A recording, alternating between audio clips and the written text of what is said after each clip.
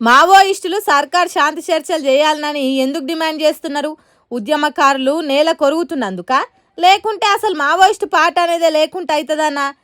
ఏం కానే కాదన్నట్టు చెప్తున్నారు చాలా మంది కమ్యూనిస్టులు.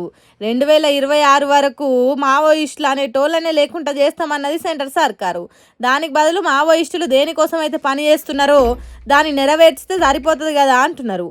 అంటే ఈ దేశంలో పంటలు పండించే శక్తి ఉన్నోళ్లకు సరిపోను భూమి ఉండాలి, మంచిగా చదివిన వాళ్ళకు సరిపోను ఉద్యోగాలు ఇవ్వాలి, మనిషిని మనిషే హీనంగా చూసే కాలం అనేది దేశంలో లేకుండా చేయాలి, ఉన్నోనికి లేనోనికి నడుమున్న అంతరం తగ్గాలి. దేశానికి స్వాతంత్రం వచ్చి 75 ఏళ్ళు దాటింది, అయినా ఇంకా మన దేశంలో అడుక్క తినేటోళ్ళు ఉన్నారు.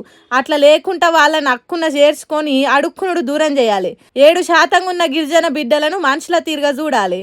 దేశంలో ప్రతి గడియకు ఆడవిళ్లను ఆగం చేస్తున్నారు, అది ఆగిపోవాలి. అందరికీ సమాన హక్కులు ఉండాలి. మతాల నడుమ లొల్లు లేని దేశంగా మనం ఉండాలి. దోపిడీలు, ప్రజలను మోసం చేసుడు ఉండొద్దు. సహజ సంపదలకు కొదువలేని ఈ దేశాన్ని కొల్లగొట్టేటోళ్ళ చేతుల పెట్టొద్దు. ప్రైవేట్ కంపెనీలకు కాకుండా అడవిని, సహజ సంపదను జాతీయం చేయాలి. దేశ ప్రజలందరికీ ఉచితంగా చదువుకునే సౌలతులు కల్పించాలి. ఇవన్నీ సర్కార్లు చేస్తే మావోయిస్టులు ఎందుకుంటారని అంటుర్రు. చేయాల్సిన పనులు సర్కార్ చేయకుండా మా మావోయిస్టుల మీద యుద్ధం చేసుడేంది? మేము ఈ దేశ పౌరులం కాదా? ఎందుకు ఇంతటి మారణకాండ అనేది మావోయిస్టులు సర్కార్ని అడుగుతున్న పెద్ద ప్రశ్న.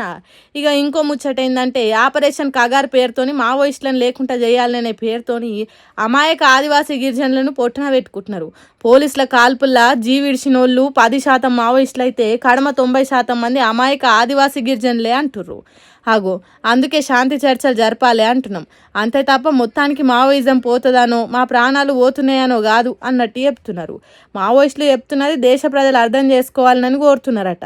అమాయకుల ప్రాణాలు తీసుడు కంటే వాళ్ళ బతుకులు బాగు చేసే పనులు చేయుండ్రి అన్నట్టు డిమాండ్ చేస్తున్నారట. మరి చూడాలి ఈ ఆపరేషన్ కగారు ఎప్పుడు ఆగి శాంతి చర్చలు జరుగుతాయో అని.